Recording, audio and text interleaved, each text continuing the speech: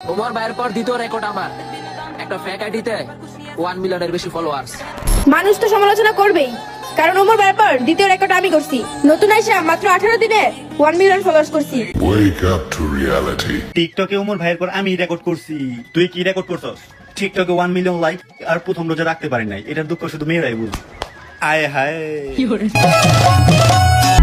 দেখো, মানুষ আর কুকুর এই দুইটা জিনিসের ভিতরে পার্থক্য কোথায় তোমরা কি জানো? মানুষ সৃষ্টির সেরা মাখলুকাত, মানুষের ভিতরে আছে বিবেক, বুদ্ধি, মান, সম্মান, কিন্তু কুকুরের ভিতরে এই দুইটার একটাও নাই। হ্যাঁ গাইস, এই যে মেয়েটা দেখতেছো, বাবা মা তার নাম দিয়েছে জেরিন তালুকদার, কিন্তু আমি অনেক গবেষণার পরে জানতে পারলাম তার নাম হলো জাতির প্রিয় টাপা।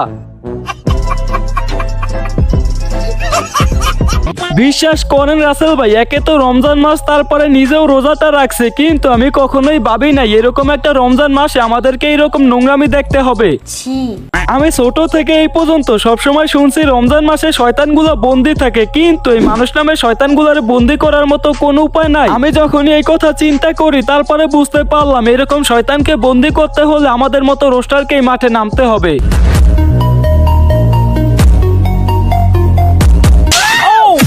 So hey guys, so welcome back. I hope কে তোমরা সকলেই ভালো আছো। তো গাইস, তোমরা অনেকেই দেখছো আমার 10k ফ্যামিলি ডান। হ্যাঁ, অনেকের কাছে মনে হইতে পারে এখানে শুধু 10k সাবস্ক্রাইবার, কিন্তু আমার কাছে মনে হয় এখানে 10,000 মানুষের ভালোবাসা। আমার ব্রাদার এন্ড সিস্টার, তোমরা আমারে যেই ভালোবাসা দিছো তার জন্য আমি সারা জীবন তোমাদের কাছে কৃতজ্ঞ থাকবো।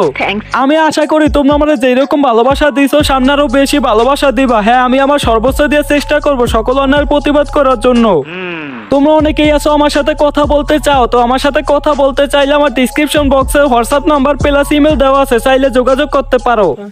আজকে প্রথম রোজা, এই প্রথম রোজাটা আমি রাখতে পারতেছি না, আর এই কষ্টটা শুধু মেয়েরাই বুঝবে। ও আচ্ছা, এই কষ্ট, এই কথা শুধু মেয়েরাই বোঝে, ছেলেরা এগুলা কিছুই বোঝে না। দেখ, তুই আমারে বল, এই যে তুই ভিডিওটা বানাইছস, এখন এই ভিডিওটা বানানোর আগে তুই কি একবারও বেরেন দেওয়া চিন্তা করছো আমি এইটা কি কথা বলতেছি, কি বিষয় নিয়ে ভিডিওটা করতেছি? দেখ, তোরে আমি একটু পরেই দেখতেছি, তার আগে তোরে যে পাইলা পয়সা বড় করতেছে তার বিষয়টা শেষ করি। কি রে, রোজা রাখছস? না, রাখি নাই। কেন রাখছ নাই?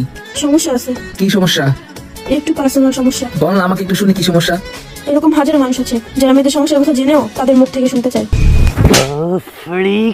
ও আচ্ছা, তাহলে এই ব্যাপার। গাইস, দেখছো কি সুন্দর একটা শিক্ষণীয় ভিডিও, এই ভিডিও থেকে আমরা অনেক কিছু শিখছি। এখন তুই আমারটা শোন, ধর আমার প্রচুর পেট ব্যথা, এখন এই কথাটা যদি আমি তোরে না বলি, তুই কেন, তোর বাপও তো জানতে পারবো না যে আমার পেট ব্যথা। দেখ, তোকে মেয়েদের একটা সমস্যা আছে, এটা কম বেশি সবাই জানে। এখন তুই সমস্যার কারণে রোজা রাখতে পারস না, এটা তুই জানো আর আল্লাহ জানে, কিন্তু এই কথা তোর টিকটকে বলার কোনো মানে আছে?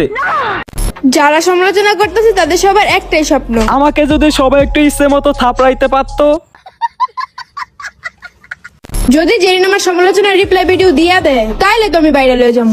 ওরে বাবারে বাবা, গোষ্ঠী মারছে। যে মেয়ে এখনো ঠিক মতো কথাই বলতে পারে না, সেই মেয়ে দেখি আবার সমালোচনাও বোঝে। क्या सीन है। দেখো গাইস, আমি একটা জিনিস দেখলাম, ওরা টিকটকার আর কিছু না পারলে ওরা এই জিনিসটা ভালোই পারে। ওরা টিকটকে নোংরামি করবো এটা নিয়ে কেউ যদি ভালো কথা বলে তাহলে সেটা হয়ে যায় সমালোচনা। ठीक बोलेছো। তুমি বলে প্রথম রোজা রাখতে পারো না, এটা কতটা সত্য? আমি জাস্ট এটা কন্টেন্ট দিছি গাইস, এই কন্টেন্ট আমার যত সিরিয়াস ভাবে নিছে আমার বলার মতো কিছুই নাই। তো ওটা বলে জাস্ট কন্টেন্ট ছিল, আপনারা সিরিয়াস হবে নিছেন, এটা আপনাদের ব্যর্থতা।